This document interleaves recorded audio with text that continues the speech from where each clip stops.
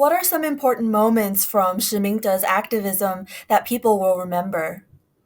He was the one, that participated in pretty much all the important moments in Taiwan's democratization. As the DPP chairperson, he was the one that really modernized the DPP. She led a huge protest movement in 2005 and onwards against the Chen Shui-bian, the then president of the Taiwan, and who was involved in this corruption scandals. After that, the DPP never really forgive Shi. But that's what democracy is. If your party is found to be corrupt and incompetent, and you lose the support, and people will vote you out.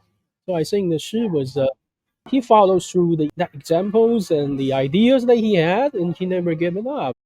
The world has been talking about Taiwan's elections and some calling it a celebration of democracy.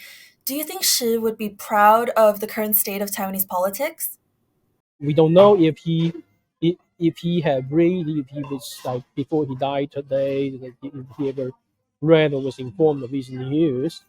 But we know that he, at the last years of his life, he really was not a fan of DVP. He was not a fan of the opposition party either, but he has always stayed true to himself. He see himself as someone who uphold ideas rather than partisan politics. Shi once called for a united government, especially between the DPP and the KMT.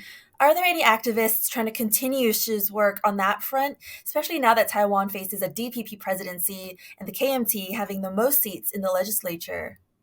Taiwan politics from now on will just be about partisan politics rather than these revolutionary democratic movement that she kind of represented. Successive government over the last decade and two, they have failed to address the institutional fundamental problems, such as military reforms, such as the economic, the stagnation of wages for young people, and we're not talking about big ideas like what she had.